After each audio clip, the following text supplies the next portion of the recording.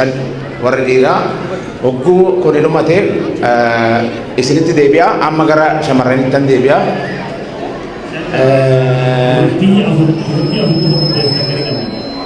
Achumaa qabdu ayyee addee iftu warri shamarran ammana guutee jiru isinii gama gaafii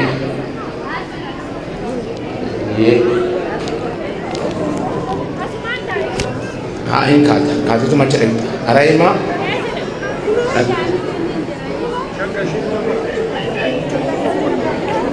kota asumaan hiriir anu nawwaamina gara duubaa kana warranii yoo jiraattan namni harka baaftan namni gaafii qabdan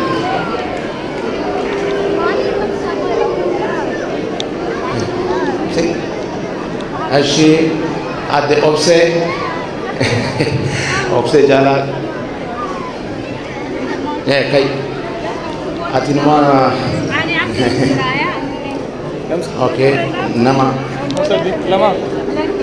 okay asi nyirira warra dubartoota kottu no tokko dhaabba sun kotta okay nama tokko barbaanna nama gaafii gaafachuu deemu isin gaafii qabda ayyee inumaa hon jalqaba gaafii ishiidhaaf kennina tole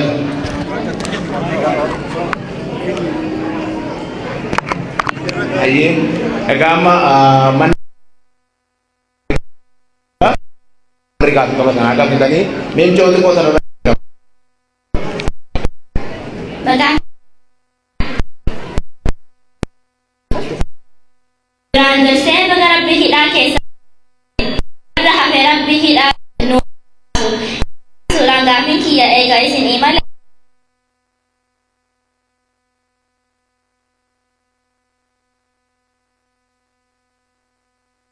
karana qabsoo hidhannaa ati akka yaada kafaa'otti wal simsiisuu fi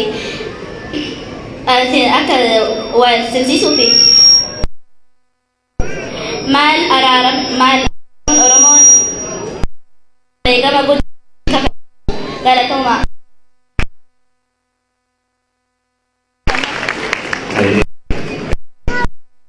Intaan suni amma dhiira tokko dubara tokko akkasitti dabareen kennaa deema.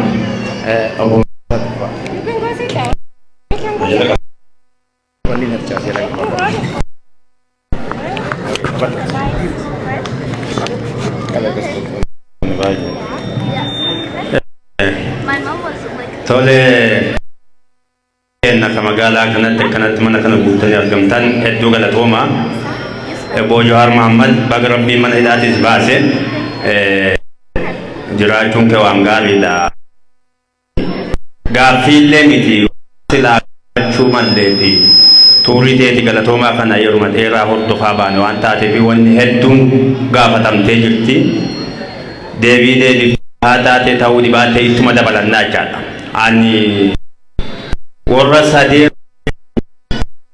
daanee gaa'etti araarsaa ture haqi isaa eegamu keessa tokko ana haqi kiyya eegamuu qaba. Jaarrummaan tiyyas warra san sadii walitti irratti umurii tiyya waan ta'eef haqummaa kama jedhuuf isinillee haqa kiyya naa beeka. Ani wanti an jechuu barbaadu uummanni Oromoo kan magaalaa kana maal jettan Agatoya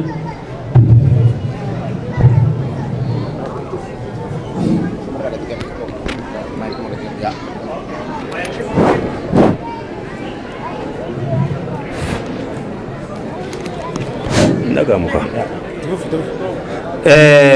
nagamu awannan jechuu barbaadu dhaamsa tokko hawaasa deemtu kana ka Oromoo hundatti akkanaa dhaamtu dhaamsa si dhaamachuu barbaadaa jechaadha. Bakka deemtu tuurii hedduu goote nuti bakka jirru kanatti biyya san lammatatti hin deebinu. Oromiyaan teenna as Oromiyaa asitti ijaarrachuu feena.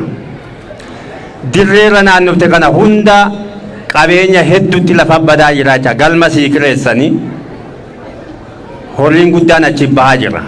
Namoota kanaaf hagammaa sii dhaamsa dhaamtuun nageenya galma mataa keessanii ka keessan na yaamtan ka keessan dhala keessan guddifattan jaaradhaa ittee siitti himtu hin dhageenye tokko ummata magaalaa kana isaan kan akkatti nuu dhaamte Oromiyaan barbaannu teenna tanuma quban galma keenya keessatti akkasii yaammachuu dandeenyu akka jaaran ummata kanaan community waldaa hawaasaa qabdanii itti hirmaadhaati gahee keessan bahaa ka jedhu akkatti nuu dhaamtu barbaadachaadha. Lammaffaa dhalli generation kan ati argitu kun Oromiyaadhaa jedhee qaba madoodhaan mataa keessa dhooftee Itoophiyaadha yoo ati hin fudhatan isa kanatti rakkatinii Oromiyaan biyyi teenna badhaatuudha biyya eenyuufuu ol ittiin dhaadachuuf nu qabna Oromiyaa yaamuun nutti hin qaanessu waan nurraa hir'atu hin qabdu biyya badhaatuu qabna isuma jedhi Itoophiyaa boodatti dhanna isuma kana nu faarsii dhala kanatti nu yaami genereeshinii kana hin dogoggorsiisinii Oromiuma jedhi jaalala sii qaban kana kasaan cimsatan jabeeffadhii kama jedhu dhaamachuu barbaade fayyaa ta'a. Hayyee galatoome boo markata itti aansuraanii Raima. Bara oleh ke mana? It's so complicated. Okay. Masukkan ke bangsa.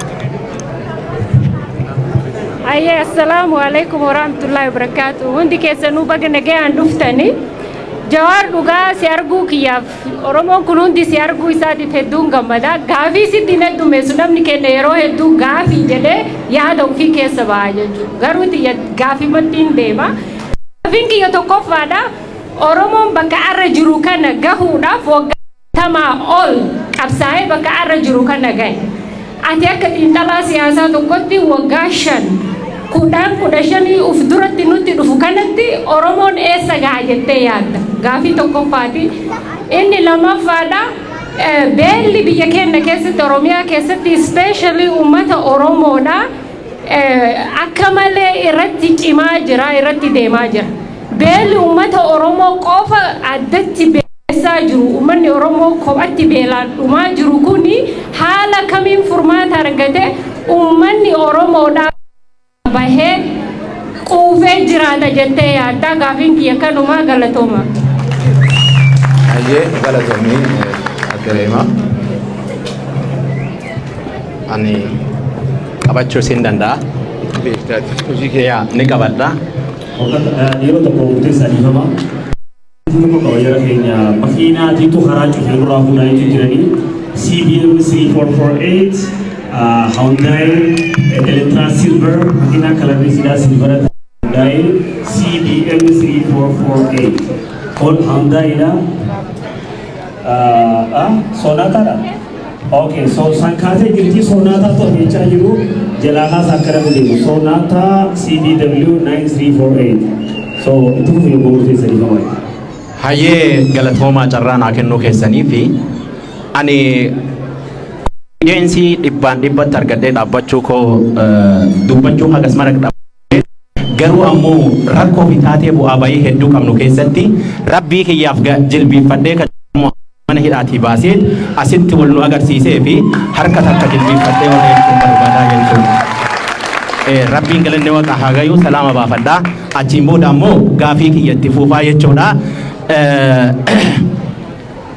Nisirraa ni dhagamaami maqaan kiyya murteessaa hajjii jedhama dhugaadha qabsoo bara 2014 2015 2016 keessatti diddaa gabrummaa qeerroodhaa Jawhar Muhammad yeroo biyya alaa taa'ee nu hoogganu yeroo karaa cufaanuun jedhan karaa cufne yeroo diina nu cabsu irree humnaa godhatee Oromiyaa keessatti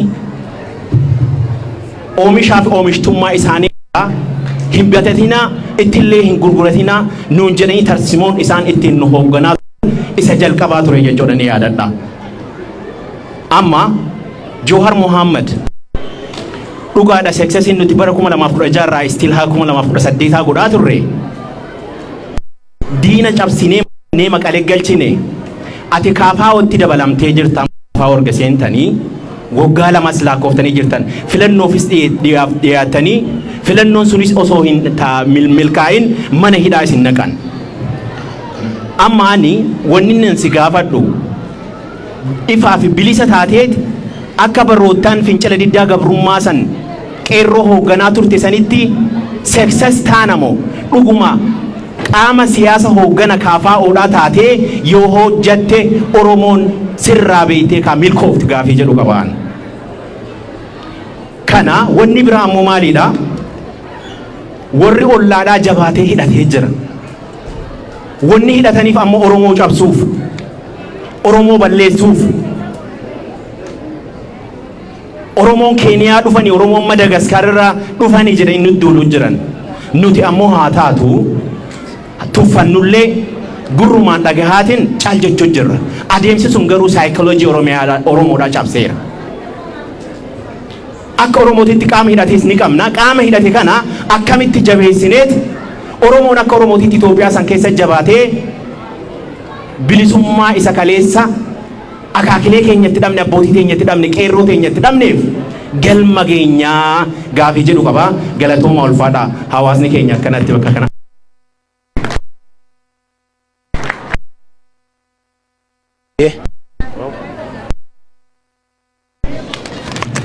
Hayyee amma akki goonu daqiiqaa lama biraan dabarsinu namni gaafii yaada yeroo biraatti deebuu dandeenya gaafuma callaatti nu seenadha. Daqiiqaa lama irra isin wanni jedhu isinirraa hin fuudha gara gaafiitti seenaa.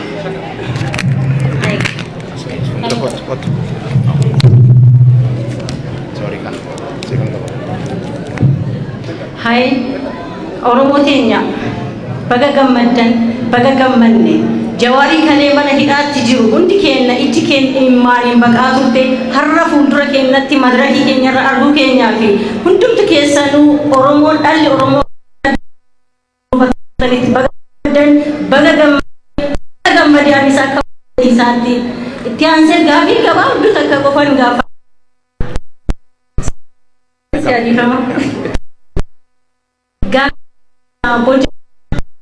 yeroo ammaatti hundeen isaa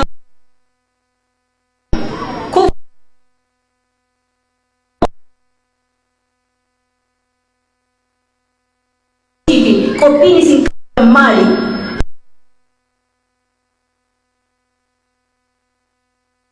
Fuuldura nuuf kolcha.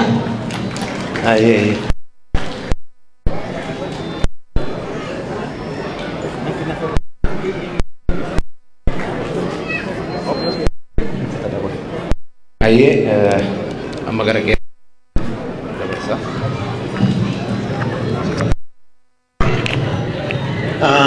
Galatooma Jawaar dargaggoon Oromoo baay'ee si jaalata. Dargaggoo Oromoo biratti dhaloota bara keenyaa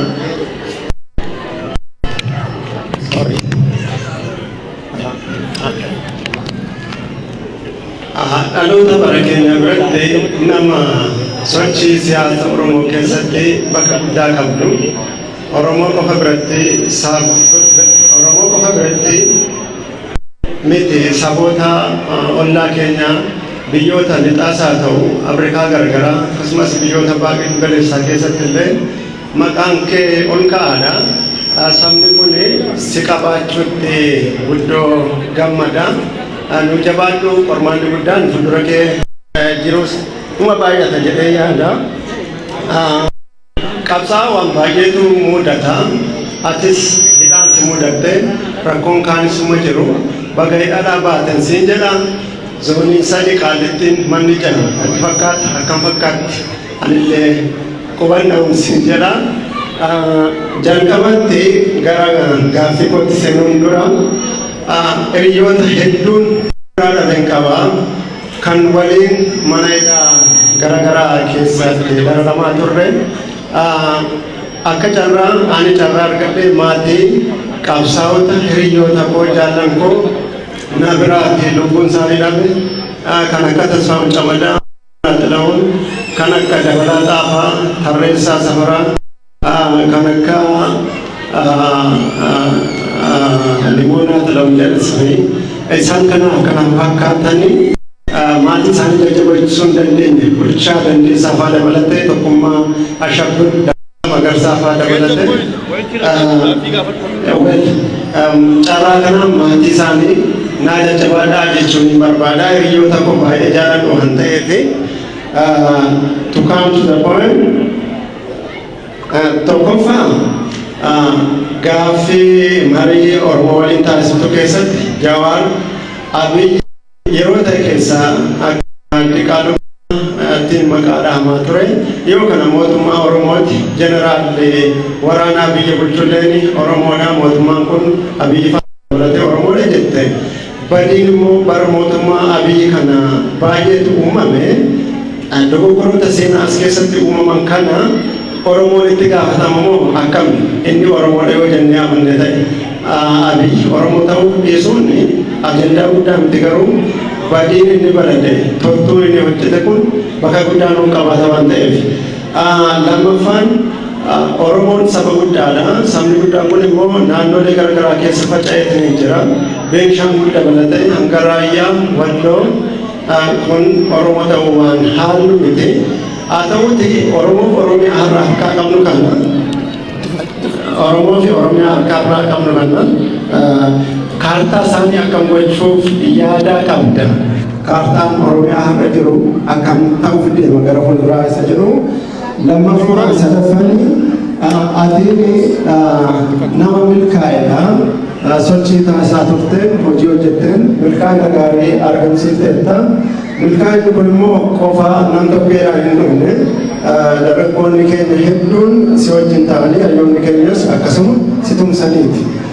So yeroo ammaa kanatti hayyoota Oromoo garagaraa waliin hojjechuudhaaf qindoominaan hammam itti dhiyeenyaan hojjetaa jirtu. Sababni isaas namoonni tokko tokko akkam jedhu Jawaari namatti fayyadamellee yeroo godhaa jedhu, namoonni tokko tokko immoo qoorsaadhuma baatanii jala deemanii sana booda akka ta'e haa warra jedhaman jiru. Dhiifama akkam jechuu gootu waan jedhamuun dubbachuu jira waan ta'eef irraa urugsinee dubbachuu qabna jedhus Jawaaruma waan ta'eef. Isaan kana hayyoota Oromoo waliin hammam walitti dhiyeenyaan hojjettu. Warri ati beekamtii kennitee fi jajjabeessite har'a mootummaatti galanii waan tolchaa jiran hin beekna. Hiriyoonni keenya hedduunis maal keessa akka jira waan hin beekuuf jechuudha. Inni biraan saba kanarra saboonni hedduun shakkii qabu, sodaa qabu.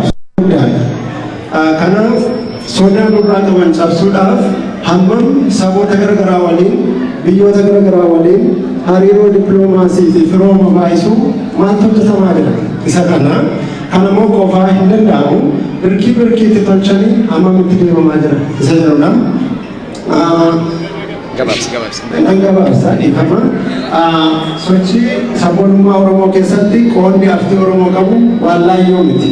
Yeroo Abran Qalloo Kaarraa bara 1975 keessa yeroo Tasammaa Naqamifaa sochii garaagaraa taasisan sanarraa qabee jechuudha. Kanaaf artiin keenya akka guddatuuf maaltu hojjetamaa jira?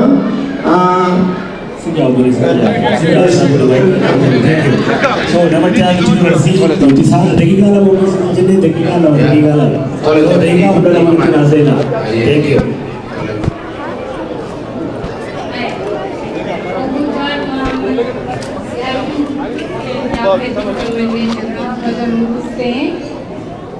Ani gafile hinkamu inshallah. Rabbin si wajiran hajiratu. Akkuma Oromiyaa bilisoomsine jettetti bilisoomsitee nu agarsiiste kanatti Itoophiyaallee akkuma walumaan bilisoomsitu harka kee keessa waan jirtu jechaadhaaf ati Dooktor Itoophiyaati medikeeshiniin illee atuma inshallah rabbiin si wajjin haa jiraatu galatooma. Ini cuma sana bota dewi kene gara praktek bala warna pun hati ada barang mau dikaca anda akan sini.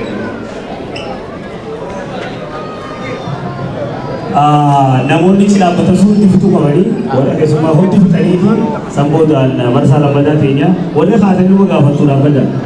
Warri biraa lafaa nuti kennaan barbaadu hanga nuti chaansiis jedhanii soo itti hafu jechuudha.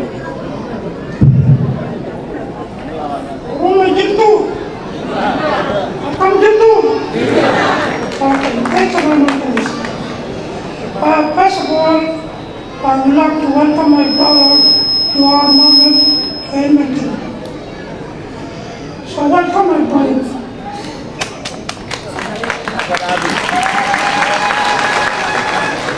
So I have only 3 questions for you. Go ahead. One is for the country. The country is torn apart. As a politician of Ethiopia and Oromo, what do you think the country can come together to unite Ethiopia as a people?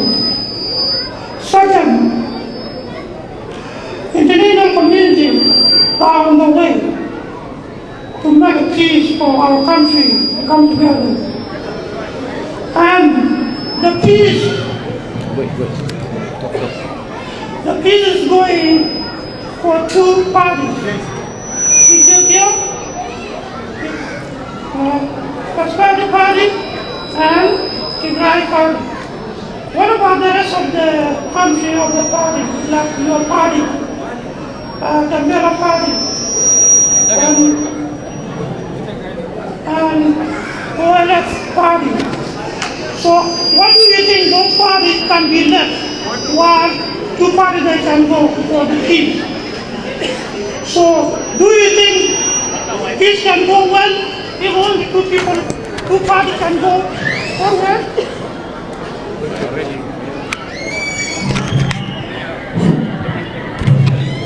No. I think 2 parties cannot go forward to bring the country for peace.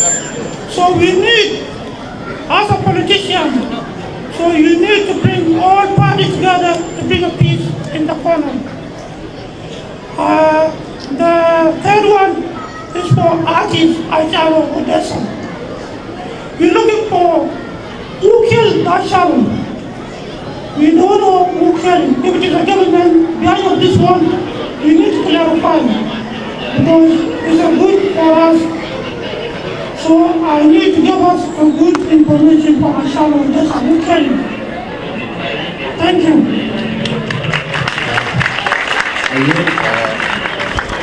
Aye, even more than that, it's any. Can have the no. Naga. Amma na kara tu nama shashanin ka ate na jina.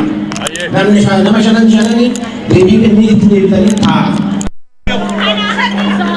Ana tu nangkin na devi masala mata na. Ana tu kesu china na gaya. Siapa kena? Devi sana ate na.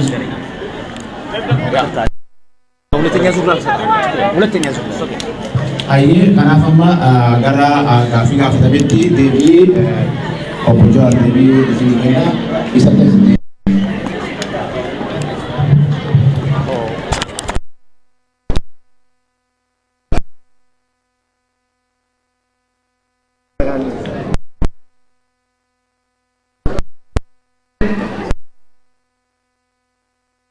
Kan nomor saya.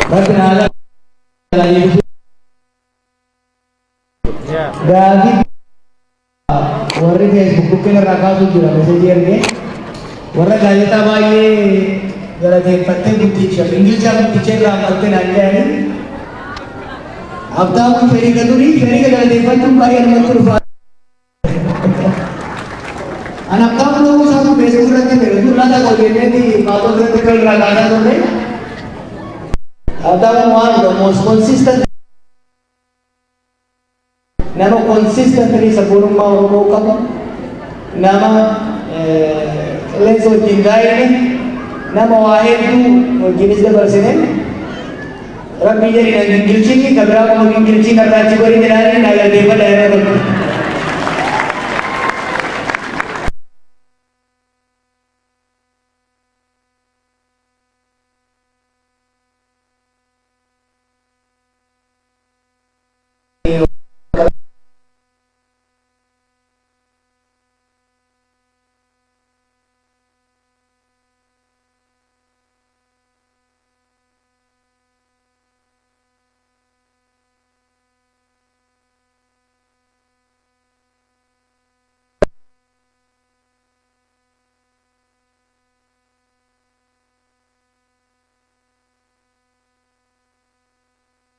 ture waan haala argee miti. Lammaffaa qabsoo nagaa kan oolus falmii yeroo dheeraadha. Chaawwee bina fakkaata shaayina. Adurreen adii taate diimtuu taate dantaa kiyyaa miti jee hanga adduuta tanaa qabdetti. Isin akka ummataatti dhugaan keessan haqti keessan haa dhufu malee hedduu isin hin rakkisin. Nuti akka paartiitti ejjennoo qabnu himnee jirra. Saba keenyaaf, ummata keenyaaf kan baasu Oromiyaa, Oromoon akkuma reefu walii jennetti keessoo isaatti haala akka walii eegee abbaa itti ta'ee mootummaa ofii filateen bulfatu, seera ofii tumateen bulu. Itoophiyaa Oromoonis, Guraageenis, Silteenis, Somaaleenis hundi hayti isaa eeggamtee dirqama isaas qooda isaa gama aangootiif gama leecalloot qabus argachaa ittiin bulu jaaruu barbaanna. Waggaa 25 dura kaayyoo kaafaa wal lafa kaayateedha. Kaayyoo anis itti amanee itti seenadha ittiin deemaa jirrudha jechuudha. Kuni wal lafa lulisiisaa miti. Kan waggaa jennu warri nuun addaa warri biyya walabaa jaaruu barbaadan haa badanii humnaan cabsinaa miti. Lakki mirga isaanii ni kabajna. Akka paartiitti garuu walawalaa godhuun barbaannu jechuudha. Ummata keenyatti waan boru hojjechuufi barbaannu ammuma itti himna. Maaliifi har'a waan tokko isin hin jenne boru kabiraa isin gabbaasuu hin barbaannu jechuudha.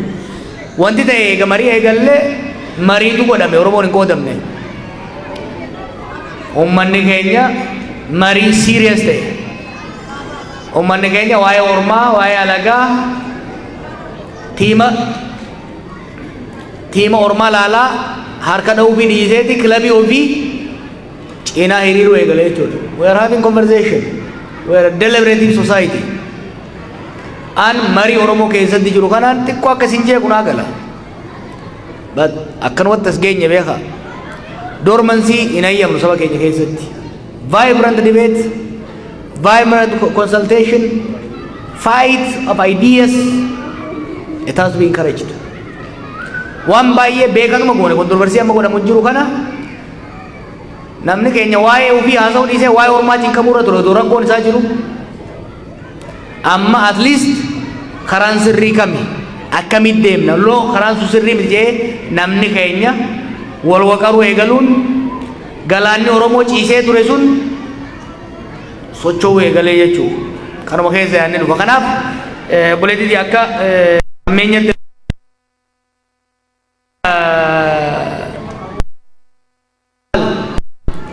nu ka barbaannu anis kan hin barbaadu wal nagaa qabaatee akka deemu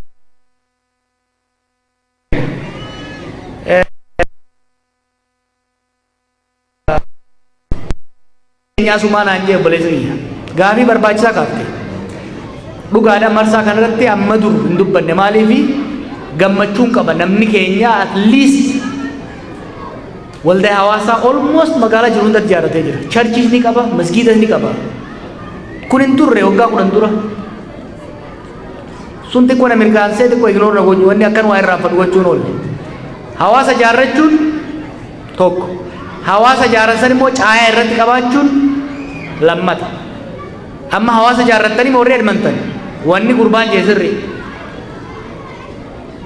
Galma waldaa hawaasaa Oromoo Edmonton qabaachuun akkaan barbaachisaadha. Anis waan danda'e isin biraan dhaabadha. Galma ijaarrachuu qabdan bara dhufutti galma tokko ijaarrachuu qabdan jechuudha. Warra Kaalgaarii guutuu yaammadha silaa guutuu waliin baatanii galma tokko ijaarrachuun hawaasa kanaaf hedduu barbaachisaadha. Baga yaadachiifte waan dandeenyeen hawaasni keenya dura jaarmaya hawaasaa ijaarratee itti aanee immoo caayaa tokko ijaarrachuun hedduun barbaachisaadha. Yaada bareedaa kaafte. Oromiyaa malee Itoophiyaan jeeni lachuun hin jaa. Oromiyaas nan jaa Itoophiyaas nan jaa. Lamaanuu. Oromiyaan tiyya Itoophiyaan teenya. Oromiyaan tiyya Itoophiyaan teenya.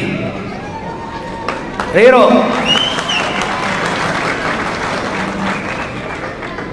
Oromiyaan gara tokko ndai tun sodaatina. It's not going anywhere. Oromiyaa isinummaan irra wal nyaatanii jiisina malee amma booda wanni keessa deemu hin jiraatu. San hin sodaatina. Itoophiyaas yoo taate ummata miskiina nu daran cunqurfame nu daran dhumaa jiru jira bar.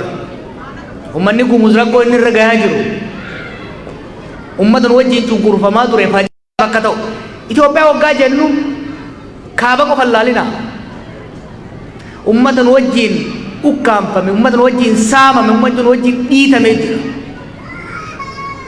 Gaafa nu dabarte ni dabartiif. Gaafa nutti hammaate daran itti hammaatti.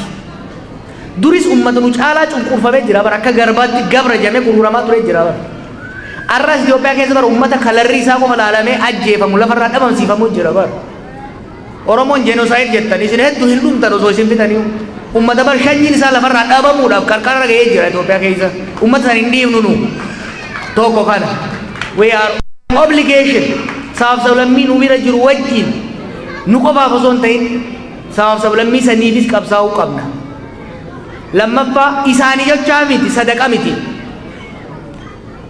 Ollaan keenya nagaa argachuu baannaan nuti nagaa hin arganne. Booranni bar Finfinnee kan dhufu kibba keessa dabreeti. Nuti bar kan agadannu alatti Somaalee keessa dabarreeti.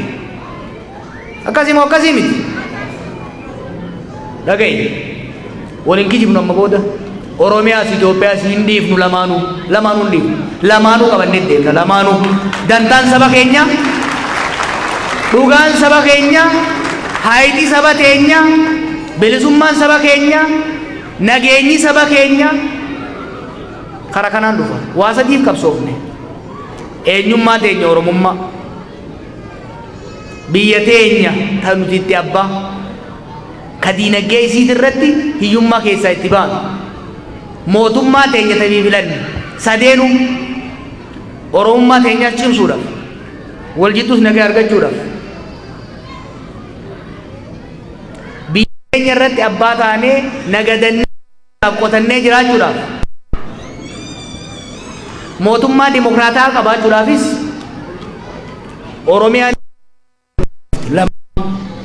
lamaan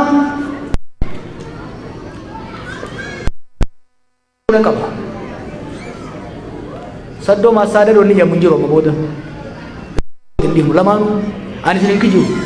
Ani isin hin Oromoodhaaf wanni gaarii Oromiyaas Itoophiyaas jabeeffachuudha. Yookaani sirraa fuudhanii ittumaan si cabsan. Kana booda taphni akkasii jiraatu. Oromiyaas nuuf, Itoophiyaas nu hundaaf. Oromiyaa keessatti haqa Oromoota hundaa, Itoophiyaa keessatti haqa sabaaf sablammoota hundaa eegnee dantaa teenyaas ta'ollaa keenyaatis eeysifnee itti deemna. Kanaaf wanni ati jettuus naa galti. Waan tokko sodaatin. Mataa dhaloota kana keessaa hin Oromiyaa dhiqaan saamunaa osoo makiinaan itti naqxee isin dhiqamu sun hin sodaatina. I'm very confident generation uumame irratti I'm very confident. Sadarkaa Oromoo fi Oromiyaan irra geesse xiqqoo kana shakkisiisu keessoo teenya malee ta'u ormaan shakkisiiftoon. I'm very confident. Waggaa 50 keessatti waan soolii ta'e ijaarree jirra. Amma booda if dandeenye abbaa fedhe wajjin karaa hundaanuu negoshee goonee dhugaa saba keenyaa eegsisuu ni dandeenya. Waggoota dhufan itti aanuuf maal yaadda obboleettiin eeka jette waan bareeda. Dura nagaya. Dura. Oromootu wal fixaa jira. We are engaged in multiple civil wars. Ifiif wal lolaa jirra. Warra dura opinion gabaaboo jedhamutu bakka lama bahee wallaayaa jira. Qeerroo kaleessa sirna firraa cabseetu bakka lama dhahee bakka lamatti adda bahee wal lolchiifamaa jira. Dura nagaya. Akka Oromiyaattis nagaya. Akka Itoophiyaattis nagaya. Dura nagaya. Itti aansee araara. Itti aansee negotiate goona. Akka Itoophiyaatti deengatti dhiyeessaatiin ture. Akka Oromootu negotiate goonuu qabna. Haqa walii eeguudhaaf. Sirna akkamiitiin deemna. Haqa akkamitti walii eeyina. dhugaa akkamii walii galchina kajau we will negotiate abbaan fedhe abbaan mootummaarra jirus negotiation malee amma booda biyya sana isinitti immoo Oromiyaanis Itoophiyaanis amma sirna abbaa irreetis lolas qabattee deemuu hin dandeessu. Negotiation is necessity jechuudha. Nagaya negotiation goona ce'umsatti deemna sanboon dimokiraasiitti ceena. Waggoota sadan afran kanatti yoo kana goone nagaya buufne akka itti deemuu qabnurra seeraaf sirna waloo walii galtee akka Oromiyaatti akka Itoophiyaatti tumannaan sanboota biyya deemnee ijaaru. Biyyi sun duraanuu hiyyeessa. Hanguma xiqqoo waggoota dabran guddattellee waggaa lamaan kana lolli daaraa godhee jira. We have to rebuild the country. Reconstruction, rebuilding what's been destroyed. Namni keenya nagaa wal qixxuutti agarraan humna keenya kalola irra qisaasamaa jiru kana barnoota irra bobbaafne tangible skills qabaate human labor you export. So waan hin taane sitti mun barbaadu waggaa kurnan lola keessa baane ka diiga mijaarree sirna dimokiraasii xiqqoo yoo ka jalqabnu taate progress guddaa na fakkaata in next 10 years. Garuu kun dhaabachuu baannan sirna abbaa irree ta'uudhaaf hawwuun dhaabachuu baannan waggaa kurnan irratti rakkoo guddaa keessa biyyi sun akka seentu beekuun barbaachisaadha. Dhimma beelaatiin kakaafte ummata miliyoona 30 oliitu beelaa jira Itoophiyaa keessatti. That is 25% of the population. Beelamaa tokkoffaa duraanuu biitti leechalloo risoorsii gahaan qabdu. Hanga qabdu sanuu immoo lola irratti qisaasaa jiran. Sadaffaa waan lolaa fi bilaarraa hafe saamichatti jiran. Waan Oromiyaa keessa jiru wanni singattisiisu maal dur Oromii yoo saame it made sense galchee jettaani.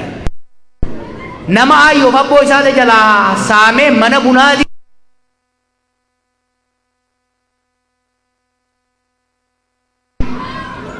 corruption. Rakkoon beelaa hanqina rooba qofa miti. Complete mismanagement. Civil war keessa jirti biitti.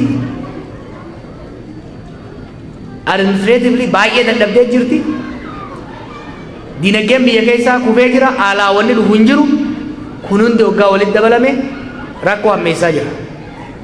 Rakkoo kanarra aanuudhaaf jaarmeewwanni addunyaa hirmaachuun dirqama. Waa'ee lolaa wanni dubbannuuf kaabatti baatii 5 baatii 6 dura rakkoo akkanatti ture. Addunyaan dirmatteetti dhiibbaa mootummaa irratti illee gootee gargaarsi dhaqu jira. Oromiyaa keessa almost nama miliyoona 2 ol ta'u jira. Namni ka bakka bonaatii fi ka gammoojjii Baaleetii fi Booranaatii fi Harar keessanii jechaan jiru. Namni Wallaggaa fi Shawaa Lixaatii fi Shawaa Bahaa Shawaa Kibba Lixaa keessatti namni beelaa jira bara. Maaliif hin qotanne namni keenya. Azmaraa 4 3 hin qotanne namni keenya. Ka qotate banne Oromiyaa keessatti. Boorri naannoo Shawaa Kibba Lixaa Shawaa Bahaa Shawaa Kaabaa Salaa Wallaggaa afran hin qotanne Gujiin hin qotanne walitti hin sassaabanne namni ka'ee manni irraa gubatee buqqa'ee deemee buqqa'uu rakkoon at least kaabatti gargaarsi dhaqaa jira. Keenya buqqa'uun isaatu beela'uun isaatu recognition argataa jiru addunyaa irratti. Kanaaf nuti lolli kun dhaabbatee gargaarsi nama keenyaa ga'uu danda'uu qaba. Walitti qabaa isiniin jechuun odoo walitti balama fa'aa walitti qabuu dandeessan. Aannan hin ga'u. Gargaara nama keessan garuu realistically jaarmeeyonni UN jaarmeeyonni USAID warri Kaanadaatis warri kunis saffisaan akka seenan dhiibbaa godhuu qabnaa godhaa jiru. Humanitarian access has been blocked to Oromia. Recognize yung godhamne bara. Namni keenya xiqqoo dhaggeeffadhaa waan jechuun jiru. Lolli kun hanga isin yaaddanii ol ummata keenya devastate godhee jira. Kanaaf mootummaa irratti kara jaarmoota alaatiin dhiibbaan godhame naannoo lolli nama buqqaase kanatti humanitarian truce godhame sun asmantiin gaarsi nama keenya ga'uu baannaan kaamma dhageessan kun qacaca. Maaliif baran sun danda'u namni isa jiru bar namni keenya rakkoo amma keessa seenee kana rakkoo laafa miti. Kanaaf lolaa fi lola kana wal qabsiifnee ilaaluun dirqama. Ka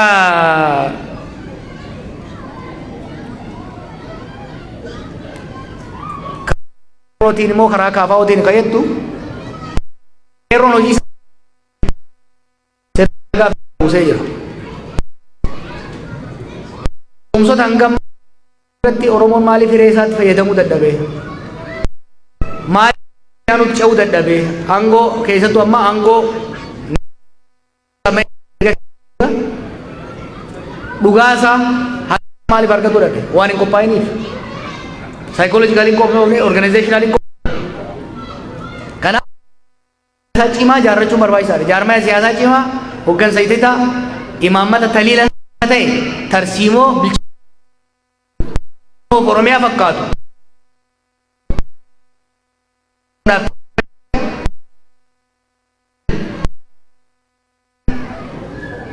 hojjetu jaaruu qabna. Cimaa hedduu qabdi. Jaarmaya cimaa garuu hin qabdu. Keessa jirra beekaa. Gara cimaan jaarran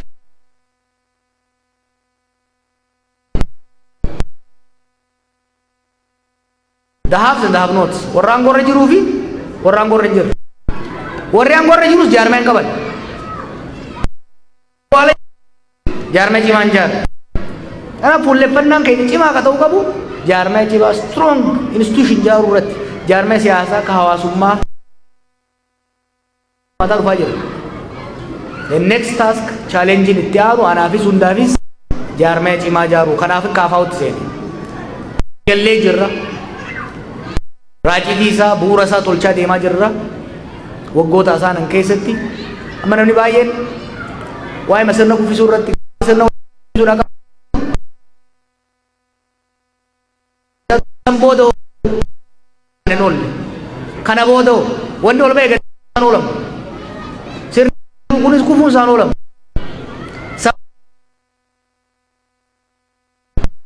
Sanirra ollaan hidhatee jira nullee akka jira. Oromoon irraa harka kilaashiitti Oromootu harka qaba.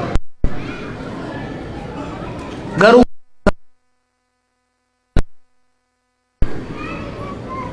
kana hubadha. Kilaashii marroo dirribaatu hoggana lachuu wal dha'u jira. Akkasii moo akkasii miti?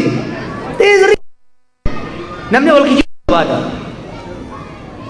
Wanni Oromiyaa gaagaamaaf saaxilaa jiru humni lama hidhatee wal dha'uu isaati. Ani obbolaa lama ka hidhatee wal dha'uu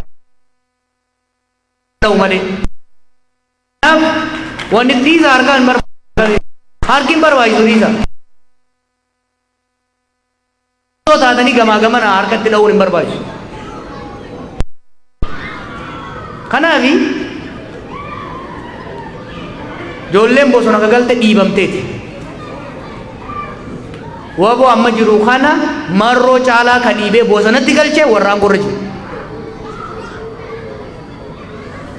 Marroo fi Abiy Ahmed negotiate godhuu qaban. They must negotiate.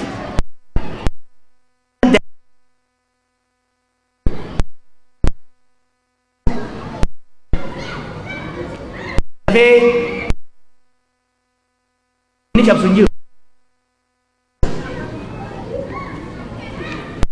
Iyalle Oromiyalle itu.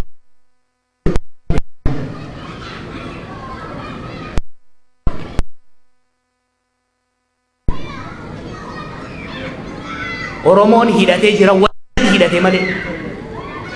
Oromoon hidhataa jira walirratti hidhataa jira malee. Nu malee ka walirratti hidhatee jiru naannoo sanitti. This is fact. Isin liqinfamuu dhabuu danda'a. But it is true. Nam beeka ijoolleen bosona galtees qabsaa'otu nu wajjin qabsaa'otu nu duran nu hoogganaa warra ture. Warri har'a jeneraalota ta'ee bifa adda addaatiin deemus hedduu quuqama qabu. Gara isaanitti lachuu dantaa Oromoo hin ajjeesu jechuudha. Wallolli isaanii garuu dantaa Oromoo qofa san ta'e Oromummaa fi Oromiyaas jigsuu danda'a jechuudha.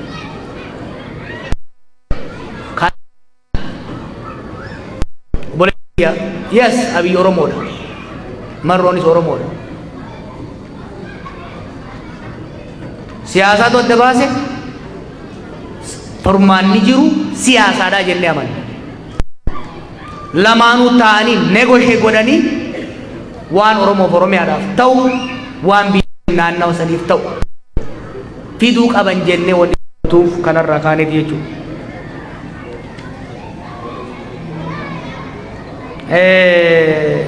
Mootummaa Oromoo jette no 2018 irratti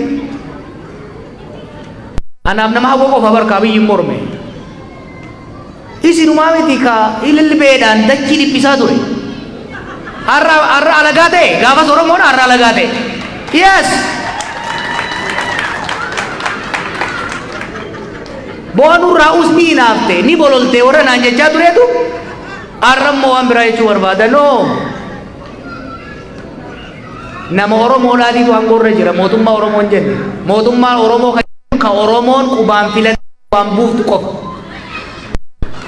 mootummaa Oromoo ka jennuun achirra hin geenye garuu kana liqimsuun barbaachisaadha sirni ammaa kun ka dur irraa adda tooftaa kaleetiin irra qabsaa'uun isin danda'e karaan ittiin deemamuu qabu maali kana irratti sirriitti mari'achaa bilcheessaa deemuudha barbaachisa. Kanaaf mootummaa Oromoo dhaabuudhaaf sirna dimokiraatawaa ka dhugaa Oromoo haqa Oromoo wal keessattis waliitis waliin deemsu mul'ifachuun barbaachisaadha. Hayyoota Oromoo waliin ani paartiin keenya koree hojii raawwachiiftuu qaba, koree jiddu galeessaa qaba, jeneraal assembilii qaba, miseensa qaba. Yaada hayyoonni nuu fidan hojii jaarmaa garuu abalu hayyuu waan ta'e qofaaf gadi baasee isatti odeessaan oolu. Kanaaf nama hunda wajjin dalayna ka dhufu wajjin garuu akka jaarmaatti xurree jaarmaa sanii imaammata jaarmaa sanii naamusa jaarmaa sanii hordofnee deemnaa jechuudha. Kanaaf gafa saniin komiin dhufu yoo jiraate nu yaada nama hundaa dhaggeeffachuudhaaf qophii. Teenyee garuu alaan alaa ooluun barbaadu, alaan dhayaa ooluun barbaadu. Waan saba keenyaa ta'u gara nu mul'ateen karaa agarreen gara fuuldura deemna.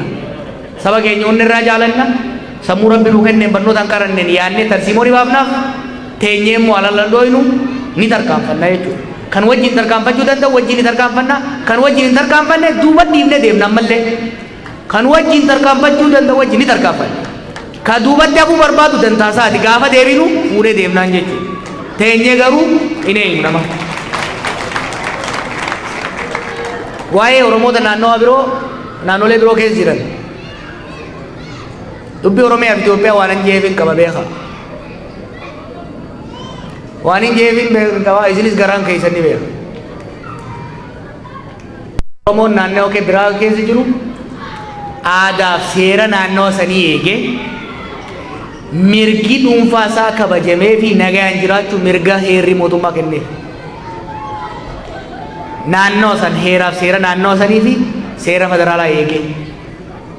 Akkasumas sabni biraa Oromiyaa keessa jiru heeraa federaalaa eegee nagaan jiraachuu danda'uu qaba. Sanii achitti wantoota amma akka tireefuu kaaftee san kaasuun sun bu'aan qabu ammatti.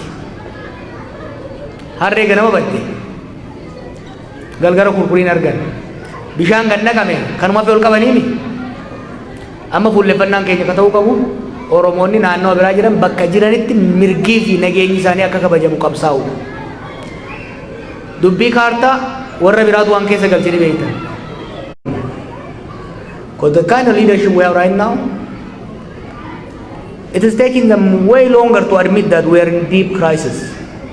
So admitting that there is a crisis, that the foundation of the state has been shaky, that the state is about to collapse, that the social relation is rising, the starting point. Number one, we need to push for ceasefire in the area where there is armed conflict, with Tigray, with Oromia, Gambella, Benishangul, in different areas. Because if we don't silence the guns, there will be no opportunity for political dialogue. If the guns continue to be fired, fragmentation will increase, not only between ethnic groups, within the same ethnic group. So it's very important that the priority is given for ceasefire. Then we go to our negotiation. We have to that country was built by force. Political dialogue, negotiation has never been given a chance. We need to give a chance for the country's elite to negotiate, to bargain. After the bargain, we go toward reconciliation. A lot of pain has been caused. People have been discriminated against, people have been massacred.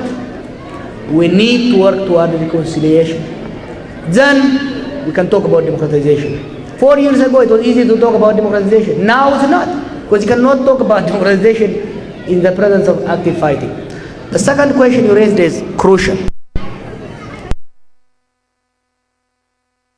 Obsessive focus just on the north. Yes, in the north, devastating. But the war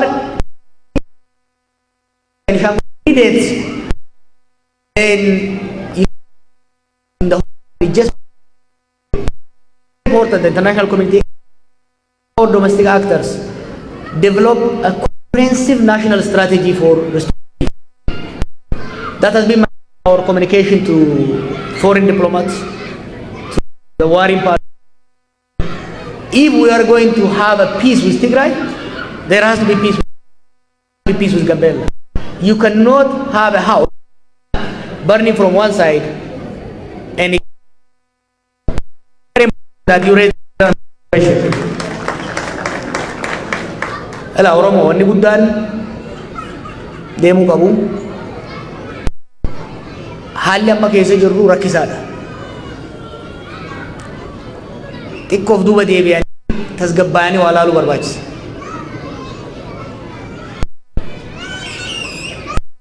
Rakkoon xaxamaa deemti bakka furuu hin dandeenye keessa nu harkaa seenti.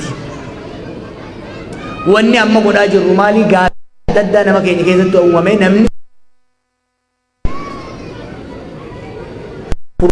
irratti akka waliin hojjetuufi kanaaf sabaaf sablammoota isin keessa jiranii wajjin mari'adhaa, nagaa isaanii eegisaa. Dirqama qabna akka Oromootti. Saba guddaadha. Saba hunda wajjin daangaa walitti qabna. Nageenyi keenya, nageenyi keessoo keenya, nageenya isaanii tuuba. Dhabni nageenya isaanii nageenya keenya huba. Kanaaf bakka hundatti saba sablammoota ifitti affeeraa wajjin mari'adhaa. Waan gaariidha, galatooma.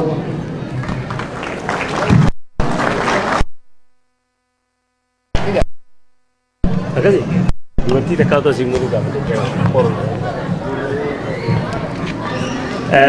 I think gaaffii fi deebiin waan kana caalaa waan hafillee waan itti fakkaatu dhugaa dubbachuu fi maali akkuma dadabbaramtanii maal taatanoo hidhee bottamuuni beeloitan lachuunuma jirtimi namni keenya akkuma jenne please warri deemaa jirtan akka jaarmatti hamaal itti haluufa waayachuu keessanii sidduu waayichaas mabaadha keessumaa namatti dhufte harka fullaan geessanii galatooma sammalee immoo jooni deeqaa lama seekannaa deeqaa lamatti iddoon tokko uummata ni bohaarsita deeqaa lama qofa sagantaa bohaartii kanaaf tokko sammuu kiyya riilaaks siyaasaa jechaa jira namoonni hedduuni deeqaa lama qofa walolotte dhiifama jooniidha jee arra koomandar jooniidhaani Mee asna caqasaa obboleewwan kiyyaa kallattii afranuu ilmaan lammii kiyyaa isiniifin ibsa yaada mataa kiyyaa. Anis ibsuu yaala isinis tilmaama fagoo moodee hoodha guyyaan cidha keenyaa kan abbaatti taanu daangaaf mirga keenya.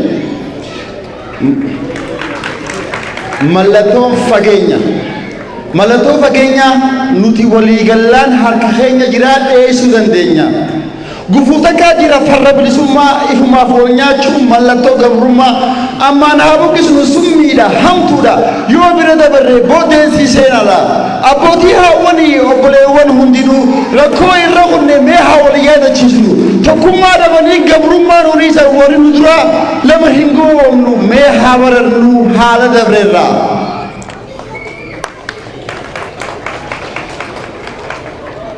Wallaalaa keenyaas nuti haa galfannu nama keenyaas dhufummaan haa araarfannu waldiddaa mancaasnee tokkummaa haa uumnu mana tokko jaaraa citaa waliin saamnu booddeen dhimmisaa ammaan haa wal taanu gosaa fi kutaadhaan wal filuu haa dhiifnu oromummaa qofaan waliif haa firoomnu. Walaloo mi'ooytuu akka biraa yaadaani qindooytii barmataa joonirraa galatooma. Thank you, Johnny. Amakam Shasha, itanibi Shasha mbagode jira Johnny ni. I want to give chance for non-Oromo communities who are in the middle of us. If anybody interested in questions or if you have any questions, we still want to give a chance for you first. The priority should be given for non-Oromos. And Samboda mo bilisen gabi takoso abdun mirgesi di bere huntana itti fufti isi samodi pamagabacha nama kesuma sanif kenniti aga sinju I think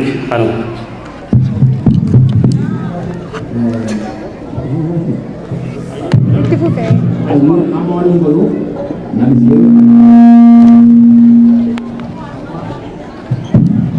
keessummoota jedhan kanaa fi amma dhiira keessaa nama lamaa fi dubartii keessaa nama lamaa kan kennaa. Kanaaf gara bilisee waan jechuu qabaatte itti fuftu nama lama gaafii isii galuutu. Nan dhufaa ana jedhinaadha anoo kuma carraa qabeessa jira.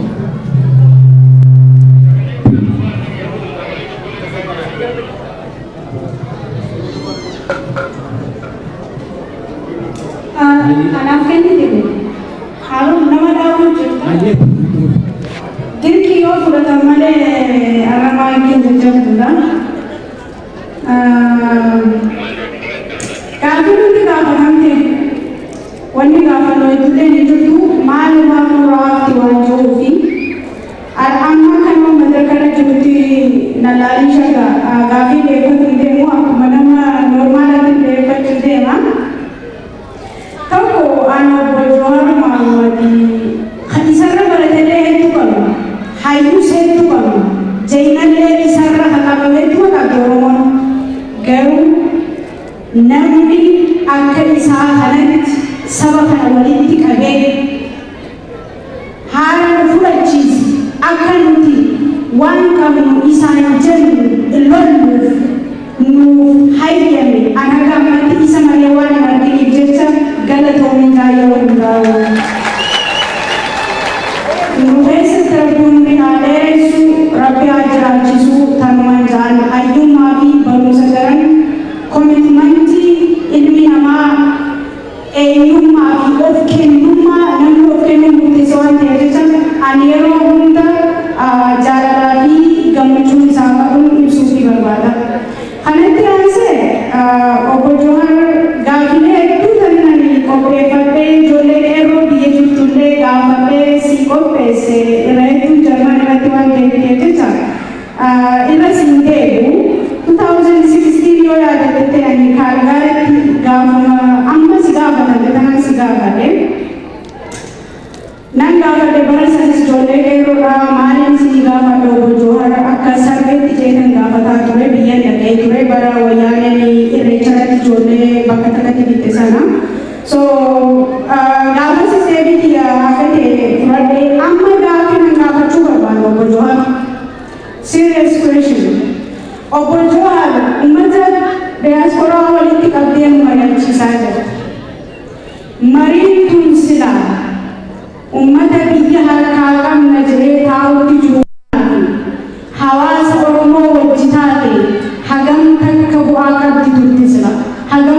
gaarii nuti nu beekta deeggarsaa fi wanti bu'aan nuti uummata keenyaaf buusnu akkuma ta'etti ta'ee garuu akka biratti illee nan fudhatin yoo atis dhumaatii uummata Oromoo ta'u ofishaalii mootummaan biyya san bulchuu Oromoon baay'attee galgala irraa wal dhaltii jechaa jira. Atis kun ta'ee jechaa jirta. Angaruu I was so disappointed. Oromoon dhumuun qabdu wanni hundumtuu hin jiru. Oromoon dhumaa jirtu tun ilmaan qotee bulaa warri aangoodhaa dhumaan jiru. Warri kursirra taa'u dhumaan jiru. Ilmaan haatiin qoraanitti gurgurtee lafatti deemtee biddeenatti gurgurtee garaa itti hidhattee dhumaa jiru. Dhumaatiin tun ni jijjiiramti moo ammas ati dhuftee kaafaa'oo seente kaafaa'oo sirra yoo dheertu turte deeggartoota jalasii qabaachaa turu. Amma kaafaa'oo osoo hin ta'in namni si deeggaraa jiru. Ejjannoon ta'e asirratti Orizaaltiin ati dhugumatti uummata kanaa buusuudhaaf murattee haati moo yaaliidha Oromoon hundis haa dhumtu ni yaalla yaalii jettuu gamoo dhugumaan firii qabdii jettee itti amanta gaafii jettuu si gaafatu kanaa galatama.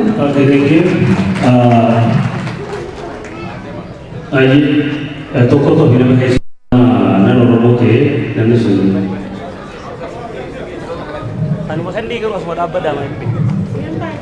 Hayyee keessummaan tokko ni jira maaliif kana keessa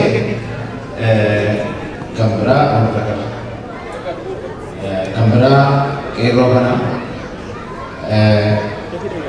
kan suuraa nama tokko irra deebi'a deemota kana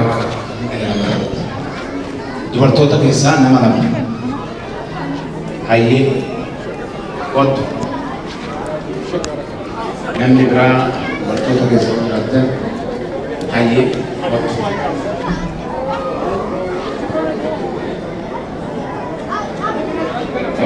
Makin ini itu kios kan berada. Kalau tidak, asal tu makin mentah. Hayyee.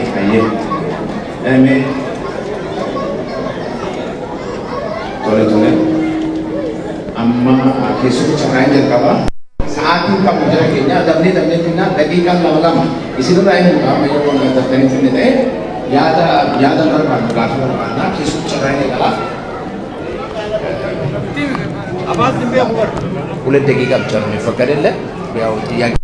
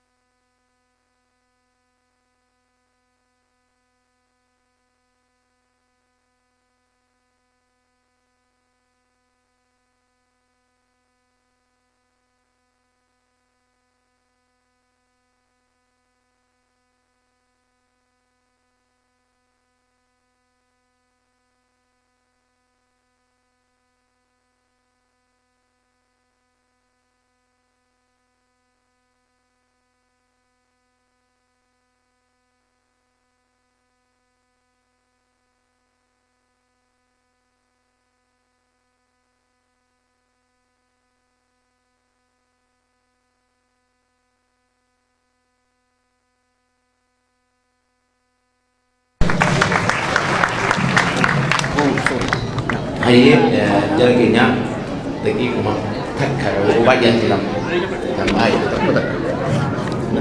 Aye, kalau tu macam mana nak nufi? Bagaimana yang mati?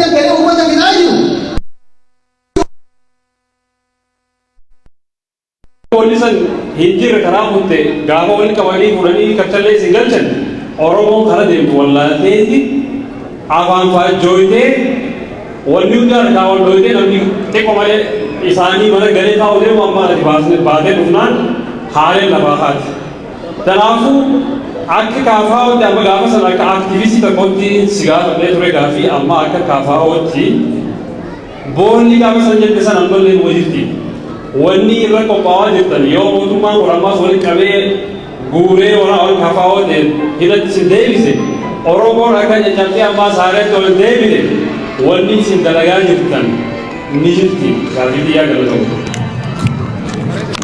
Aye amma gabe tanera bantosa kanalaman aye yes bakena gabas cuma gabe sih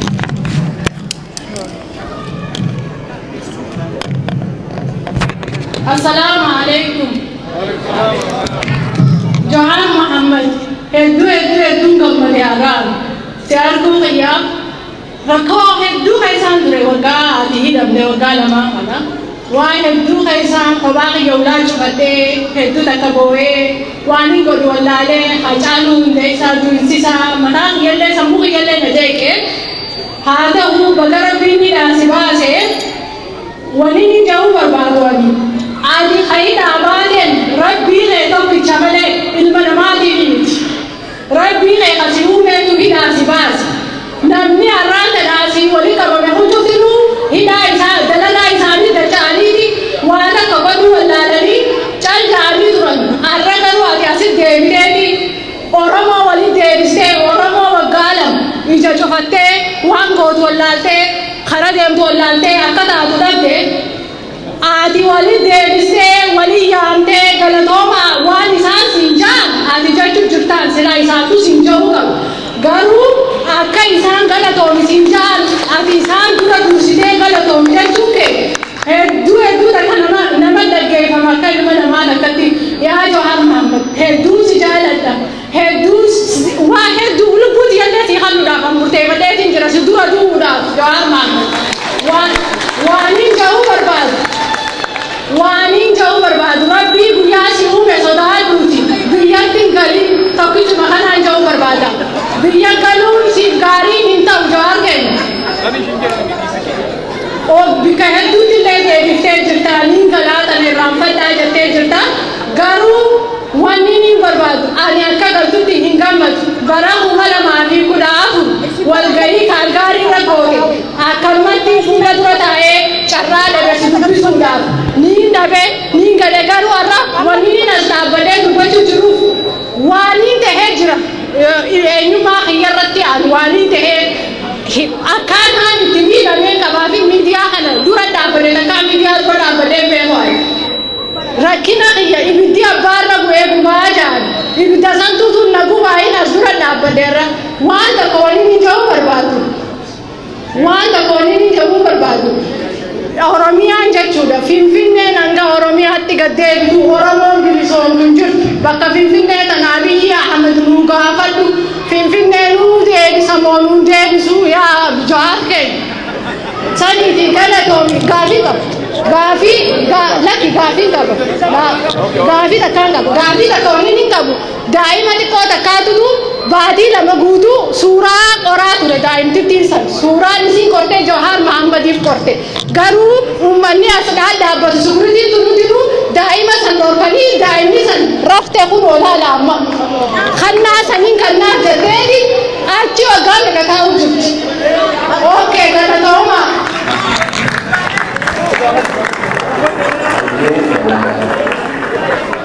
Galatoomii yaadni keenya gara keenya gaaffiin dhumuu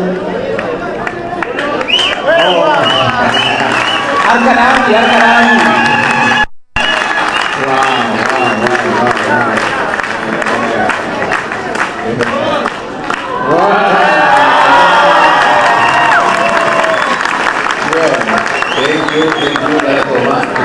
Fata saat keenya machuufi tole gaafii tokko qabate poliitii keenya infidha asirra gaafisitti baay'inneerra.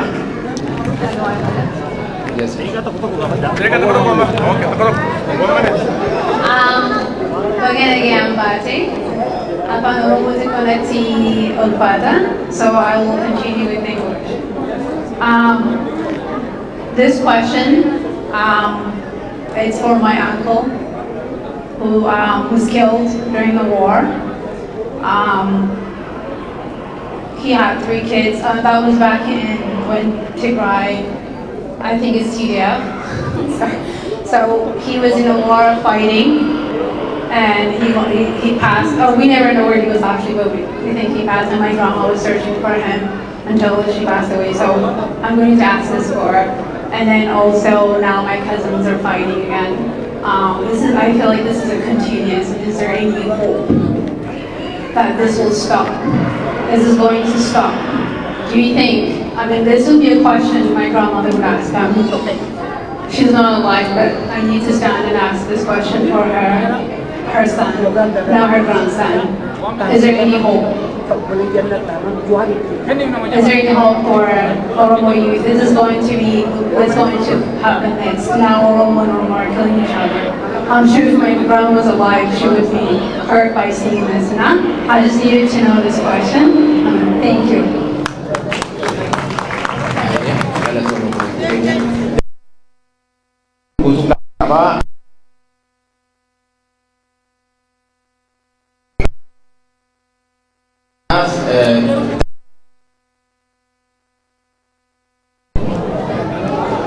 Good evening, I'm President Anut. I was praying very, very hard for you and Bakala Gerba every day. I wrote your name on my prayer list and I was praying every single day. I'm glad to see you here. And I just want to ask you about media. Media yetafana no art, na yetasara no. So at the same time, omenem tafunan. በመንግስት በኩል ሚዲያዎች እንደሚታፈኑ ጠይቅልን ደስ ይለኛል። Thank you. እናመሰግናለን።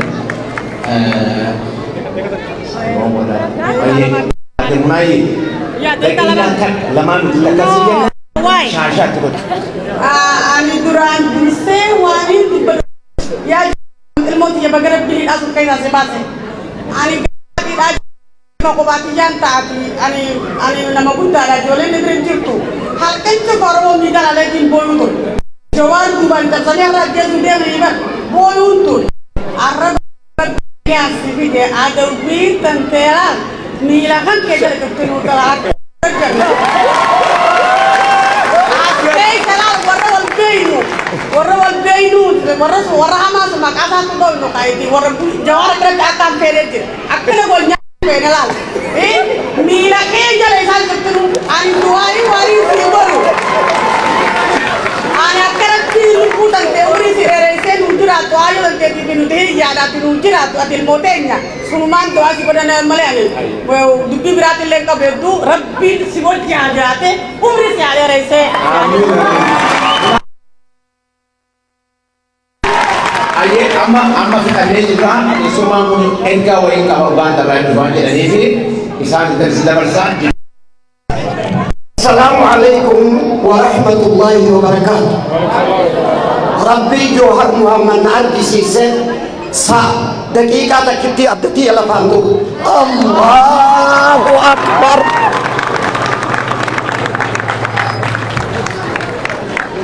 Abi maka awadain maka umat awadain Johar indubi berbada Rabbi nabi ansibase dhukkubsannee laaloynee akkasi waan nu argisiisee rabbiif galanne haa ga'u. Jaartiin guyyaa 15 dhuftee silaalte hama guurattee kan dhufte Badriyaa Usmaan Muhammad warra kiyya naa waa haa gootuuf siin jedha. Abbaa Munii Baadiyyaa. Amma dhaamsan qaba namni tokko xahaa darribaa jedhama guyyaa adii dhaamtu gaggabee lafa dhayina biratti. Gulukoos sa'a meeqa itti yaasa. Rispoonsaliitiin qabu akkanumatti Kampaalaa keessa taa'utti. Namni tokko Okaash xahaa jedhama Okaash Abdullaqiif jedhama wallahi yoo Johaar du'e amma nuuf ajjeese wallahi yoo Johaarin ajjeesan ani namsee biyya ofiin gabaasa jedhe. Jala sallamaanii rispoonsaliitii akka taatanii biyya kana fiddan amaana sitti dhama ani galata kiyyatti jaartii kiyyaallee sirraa hin barbaadu yookaan addaa dhufe assalaamu alaikum warahmatullahi wabarakaatu.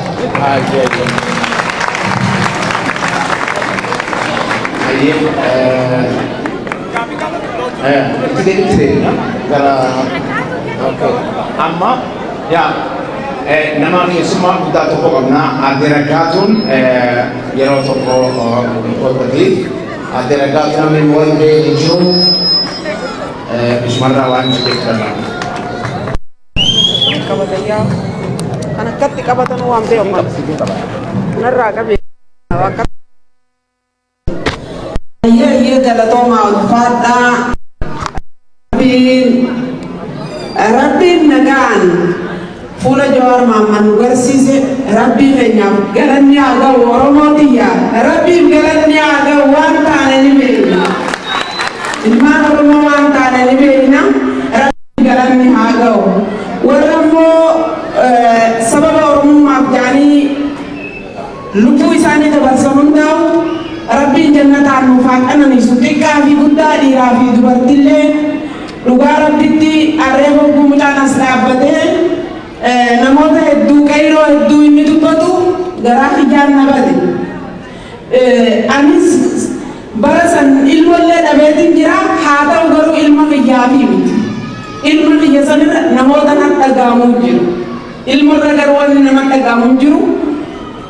Namoonni qabsoo kanarra dabra warri ka Haacaaluu Hundeessaa, warri ka Daadhii Galaan, warri ka Abdii Jabbaar qayroo teenyata 2014 irraa kaastee qabsoo fi Oromummaa fi Oromiyaaf jettee wareegamte hedduu fuula kiyya dura dhufu. Jaallan kiyya hiriyoota kiyya kaniin biyyee wajji taatee qabsoofis manaa wajji beessa hedduun qaba. Haa ta'u garuu yeroon isaa yaadadhummaan dura dhufe gumu caalee fudhan as dhufee jiru hogguu abbaan keenya amma suduuta buullee anis waaniin kophaati jettii fi biyyaa yeroo isaan nu biraa hidhaman yeroo Haacaaluun nu biraa wareegamu dhugatti waan nan dhagame waan hin dabarsaa ture yaadadha dhimmaan dura dhufe jechuudha. Kanaafuu rabbii isa hunda keessaa nu baasee biyyaaf sabaaf namni wareegamuun waanuma jiruun durra yoo wareegame namni seena qaba jechuudha seenaa bareedu qabu namni kalla irratti dhanneen qabdee nu biraa ajjeeru dhibamee nu biraa du'e hawaasni Oromoo ni beeka jechuudha arra seenaa tokkollee fi maqaa takkaallee yoo abbaa fi haadhaa fi obboleeyyan yaadatan malee namni isaan yaadatu hundu har'aan tana dhugatti anu yeroon bakka kana dhufu ganamaan sokkuun dura bakka kana dhufu yeroon alaabaa kana laalu waanin if duuba dabarse waanin dur dabarsee yaada imimmaantuna dhufa ammallee imimmaantuna dhufa mootii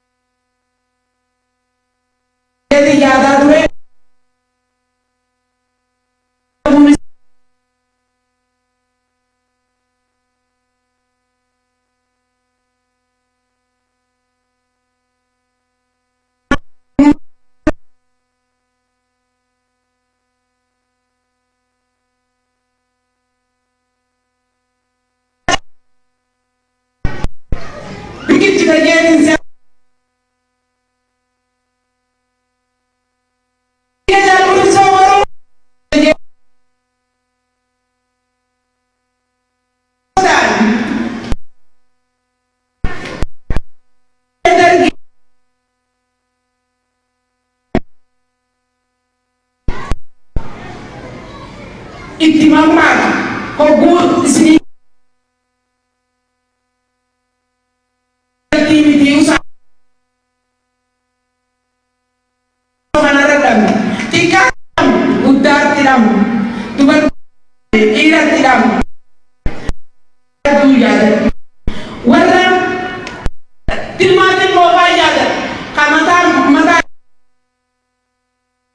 malkaamaa yaada harka isaa muratu kaulee farni maan oromoo raggeessi kanaafuu kana nuti ifiif wal wanti goona jennu ifiif wal miina jennu dhugaa rabbitti ani waa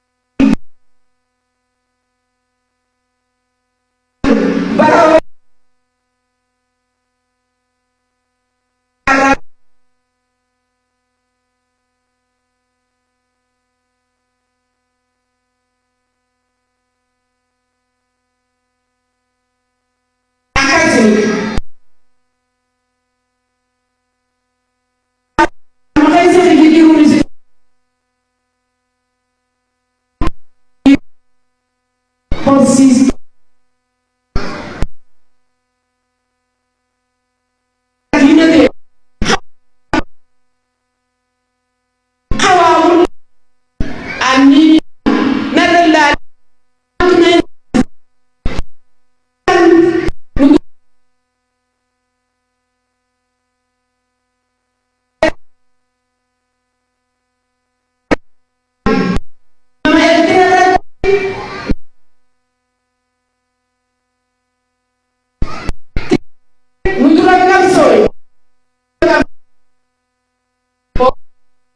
Isnilleen dubartii maaltu akka namaa ta'uu nuti maaltu akka wallaa reeyaa ta'u qeyroo teenyi dila sanitti waree irra baadha maal bakka jiru maajabaa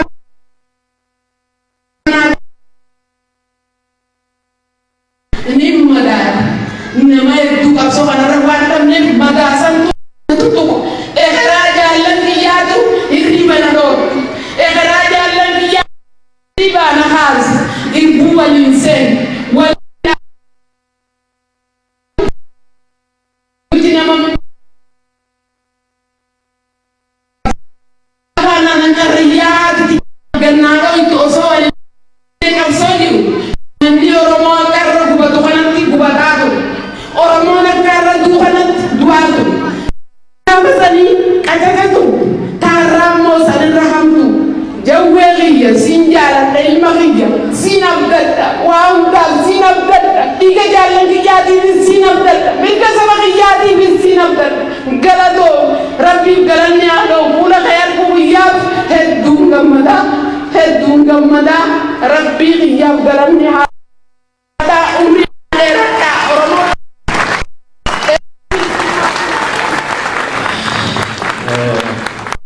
amma egaa wantan isin deebisa kanaaf gaafii deebisa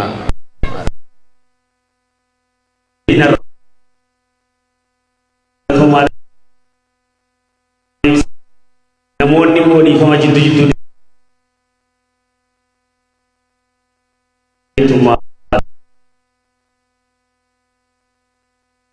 maacha keessa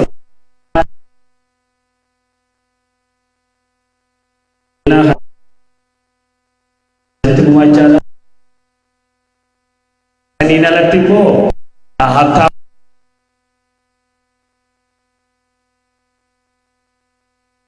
warratti wal agarra.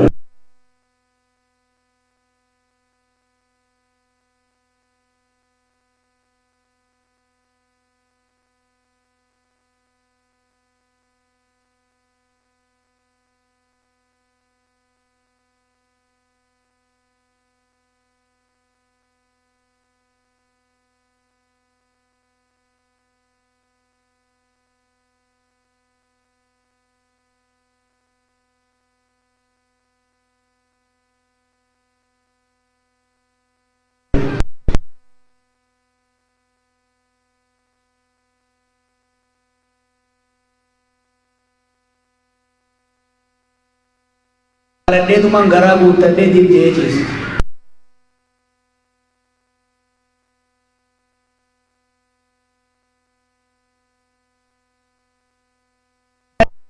Raggaatu dhumne heddeetu odeessitu ijoolleen.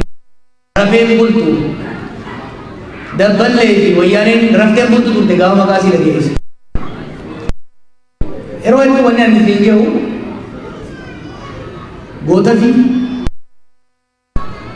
goota qabaachuu qofaa miti. Deebisanii himuun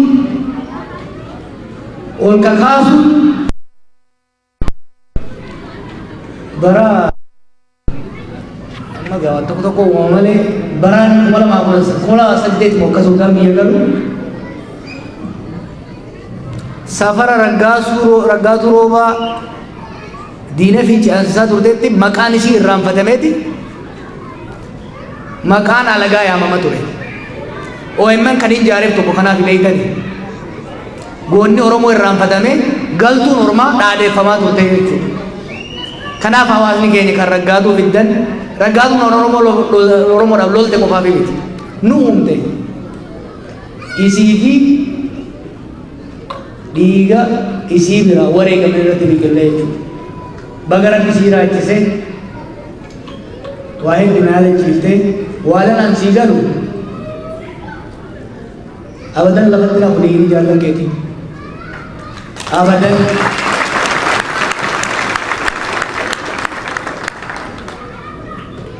akki yaannen taane bakka irraa kaan hin jirru bakka itti kaan illee immoo hin geenye bakka garaa keenyaa ni geenya hanga geenyu ni deemna yoo dadhabne haara galfanna yoo san caalaa dadhabne ni wareegamna malee dhugaa saba keenya lamee gootota keenya abadan hirri saba keenya dhugaa ummata keenya kaayyoo ummata keenya irraa garangallu kana hin shakkini bakkaa keenya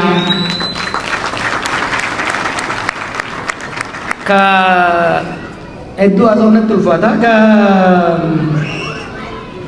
mariin kun biyya keessatti mootummaa wajjin osoo godhamee ni godhama jaalataniiti miti amma booda Oromoo wajjin osoo naasayin Oromoo wajjin osoo dubbatin Oromoo ajjeesaa Oromoo moggeessaa aangoorra turraan hin yaadamu isinitti himu osoo dubbii Oromoo keessaa sirnaan qabne isaan qofaa miti baay'ee ta'uu nullee doongora baay'ee hojjenna osoo dubbiin nu keessa wal cabsuutti deemuu baatte diinaan wal cabsuu wal cafamuu keessan seennu turre beeka. Kanaaf dirqama it will happen dirqama it will happen ka Oromoon dhumaa jira hamma isin beeytanii ol dhumaa jira ka rasaa isaan dhumu ka mana hidhatti jiru ka beelaan dhumu ka karaatti dhumu hankaniin jee saba lakkoo isaan nurra xiqqaatii jiru ka lafarraa dubuu jira biyya san kanitti Oromoon dhumu jira sabni biraatis dhumu jira namni ol fitu jira kana wanni jechuu qabdu Oromoon raatuutti dhaabbachuu qabdi Oromoo qofarraa hin Gumuz irraa dhaabbachuu qaba, Qimaant irraa dhaabbachuu qaba, Amaara irraa dhaabbachuu qaba, duuti Tigree irraa dhaabbachuu qaba. Hai. Why? Maaliif jecha namni wantaan irra wal fixaa oola. Kanaaf duuti dhaabbachuu qaban dhugaadha. Ka garuu immoo buleetii kati kaafte. Wanni waywaachuu jiruuf kana mi garii yaadu onnee dhabee mana hidhaatti Oromiyaa na jala reezii godhanii Itoophiyaa daawunlood godhaniitti miti. That's not the case, I'll tell you. Dhumaatii hangammaa taatella ta dhuftuun na sodaachisa. Ta dhuftuun na sodaachisa. Kanaaf bishaan reefu isiniin jee ka jige jala fiiganii kanumaan ol qaban dhumaatii kana hanqisuudhaaf dhiibbaa hunda goone biyyi sun wal balleessuurraa akka dhaabatu gochuun barbaachisaadha. ስለ ትግራይ ስለተነሳው ጥያቄ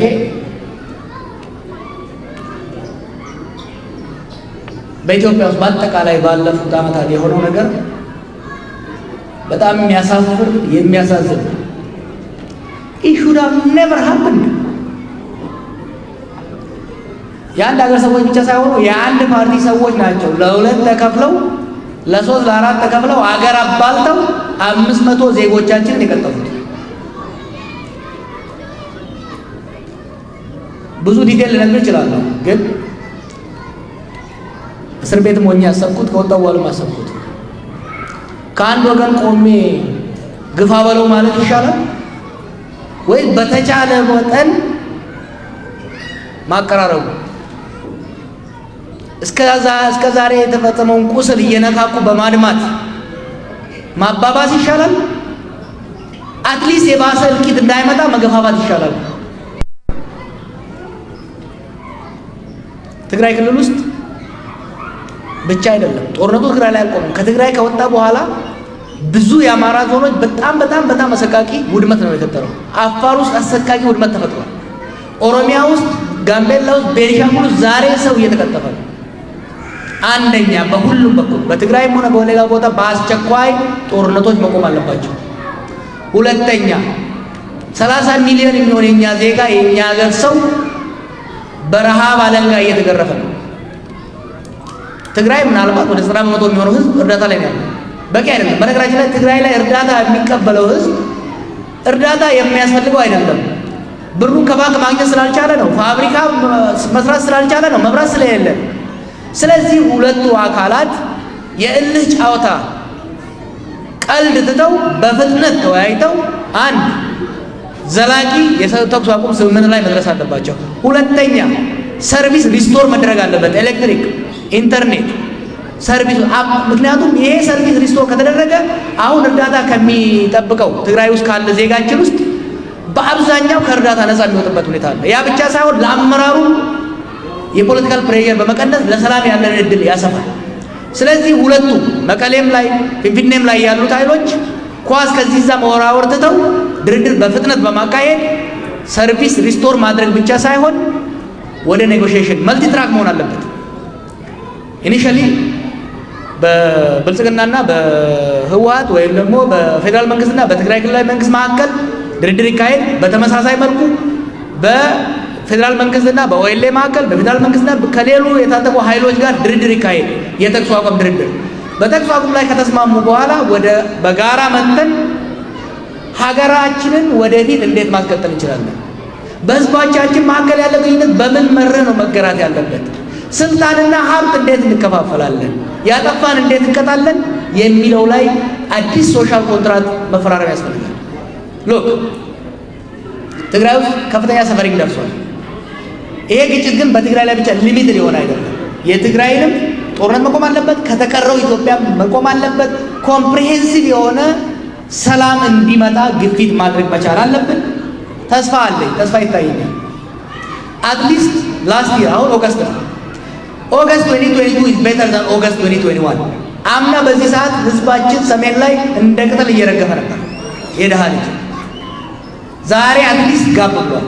ስለዚህ ለዛ ፈጣሪ ማመስገን አለብን፣ አመራሩ ማበረታታት አለብን። ነገር ግን ከዚህ የበለጠ የሚቀጥለው ኦገስት 2022 23 ከዚህኛው ኦገስት የተሻለ መሆን መቻል አለበት። ሰርቪስ ሪስቶር ተደርጎ የሰላም ድርድሮች ወደ ዘላቂ ሰላም የሚያቀርቡበት መሆን መቻል አለባቸው። ስለዚህ ጫና በሁሉም ደረጃ ለሁላችሁም ምን የምነግረው መማፀን የምፈልገው እዛ ሀገር የመጣው እልቂት በቂ ነው፣ ይብቃን ማለት መቻል አለበት።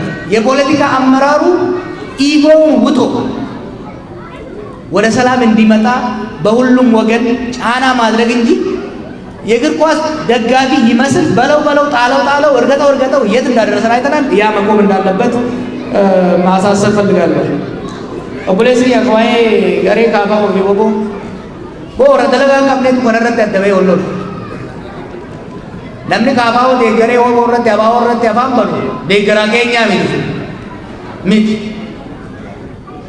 nuti miseensa Oromiyaa jaaru miseensa sirna federaalizimii jaaru miseensa mirga namummaatiif qabsaa'uu barbaanna malee ka yaa'ii oofaa ooluu barbaadu. Rakkoo sanii caalaa gurguddoodha qabu. Warra obbo wajjin garaagarummaa tarsiimoo qabu. Garuu obboleeyyan keenya hedduun isaanii miseensota keenya warra ture dhugaa isaanii ni beeyna. Kanaaf nuufi isaan jidduus nuufi abaaboo jidduus garaagarummaan ka tarsiimoo ka tooftaa yoo taate malee diinummaa hin qabdu. Kana warri akkasitti oofan irraa akka dhaabatan gochuun barbaachisaadha.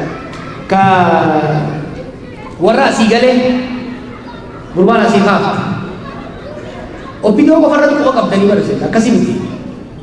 Opidiyoo caalaa ka jara opidiyoo sanu summii itti naqe warra asii shan ta'ee galee bara. Asitti antana faada dubbachuu illee barbaadu ture. Amma tuttuqanii na dubbisuu barbaada. 2016-2017 aangoo jara harkaa micciirree hoggaa baasuu deemnu wal gayaati wal taati aangoo fudhadhaa jennaan waliin haasa'u wal ga'uu dadhabaniif aangoon opidiyoo kennan har'a dhaabaaruu barbaadu. San kophaa miti. Eega jarri aangoo qabate immoo hunduu boorsaa fannifatee dhaqeeti yaa'ii rabsha waggaa 20 achitti biyya keessa dhaqanii biyya waliin dhaqan.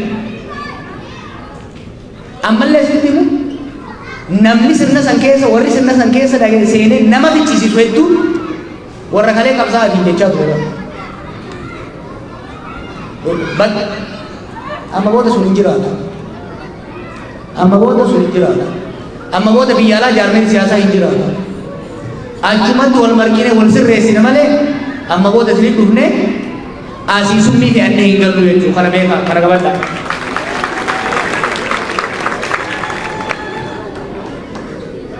If there is any hope, the killing will stop. We have to hope against hope because we have no better option. We must end the wars. The war in Tigray, the war in Amara, in Afar, in Oromia, and Benishangul need to end. Because if we don't end these wars, the suffering will continue, the killing will continue, the starvation will continue. That's why we must push all sides to negotiate. If we don't end the war, we lose your uncle. We are going to lose your cousin. We are going to lose his kids. We are going to lose so many generation after generation. So ending the war is our hope. That's why we campaign on media. Media rati, the media rati ye media nasanat tafma. Aur ko selana nasanat juga menagar kentot na gobas.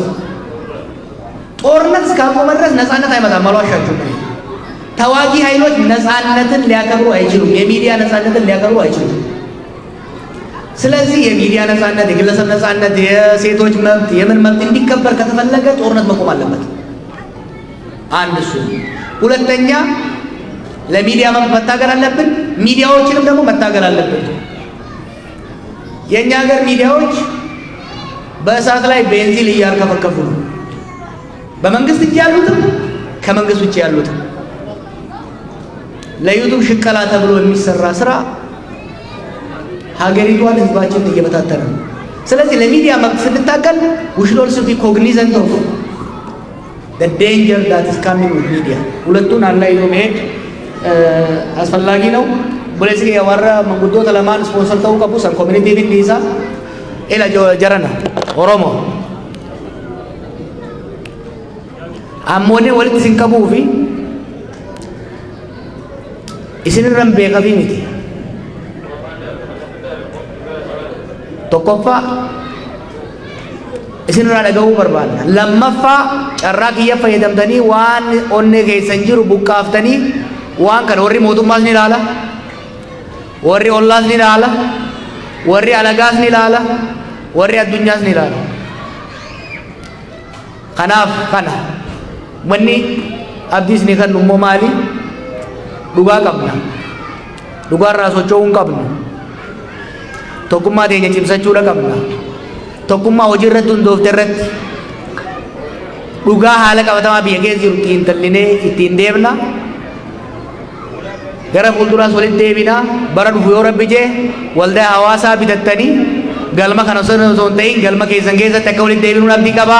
Hedduun isin jaaladha. Nagaan naa bulaa.